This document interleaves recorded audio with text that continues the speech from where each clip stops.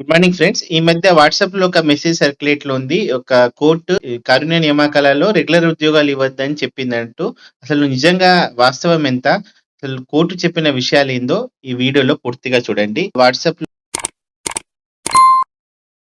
ఒక message circulate చేస్తుంది. కోర్టేమో ఒక సందర్భంగా అసలు కాంపెన్సేషన్ జాబ్స్ ఇవ్వద్దు అని చెప్పినట్టు నడుస్తుంది. అది చాలా తప్పండి. అట్లా ఏం జరగలేదు.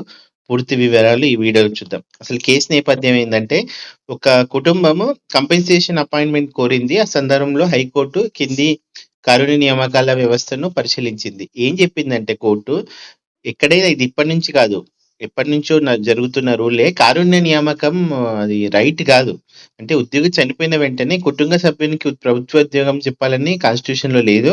ఇది కేవలం ఆర్థిక కష్టాలున్న కుటుంబానికి సహాయం మాత్రమే. ఇదంతా కంపెన్సేషన్ అంటే సింపథీ బేస్ మీద ఇచ్చే జాబ్ గానీ, ఇది రైట్ అని చెప్పడానికి లేదు. ఇది ఇంతకుముందు నడుస్తున్న విషయమే. తర్వాత కుటుంబ ఆర్థిక పరిస్థితి ముఖ్యం.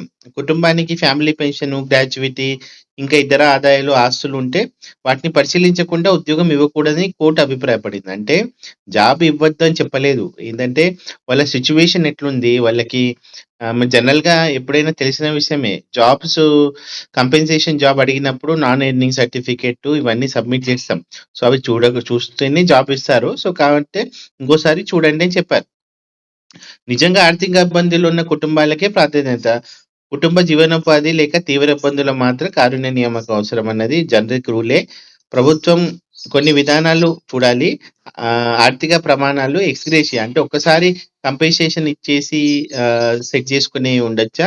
ఔట్‌సోర్సింగ్ కాంట్రాక్ట్ ఉద్యోగాలు వంటి ప్రత్యామ్నాయాలు చూడాలి. అంటే ఆల్టర్‌నేటివ్స్ కూడా క్రియేట్ చేయండి. ఒకటే జాబ్ గాకుండా అని చెప్పింది. కాకపోతే వాట్సాప్‌లో కొంతమంది రాంగ్ మెసేజ్ క్రియేట్ చేస్తున్నారు. ఇకపై రెగ్యులర్ ప్రభుత్వ ఉద్యోగాలు పూర్తిగా రద్దని చెప్పలేదు.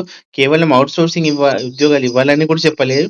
అది ప్రభుత్వం పరిశీలించవలసిన ఒక ప్రత్యామ్నాయం మాత్రమే ప్రస్తావించింది. సో, కోర్టు అసలు సందేశం ఏందంటే, కారుణ్య నియామకం అనేది కుటుంబాన్ని తక్షణ ఆర్థిక సంక్షోభం నుంచి బయటపడేసే మార్గమే.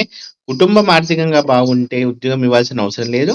ప్రభుత్వం ఈ విధానాన్ని పునఃసమీక్షించి కొత్త మార్గదర్శకాలు రూపొందించాలి.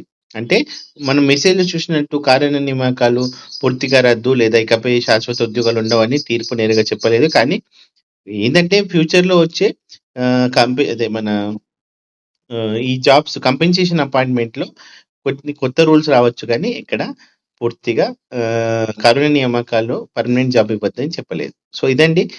ఇది important message. So, for more information please subscribe to my channel. Thank you very much.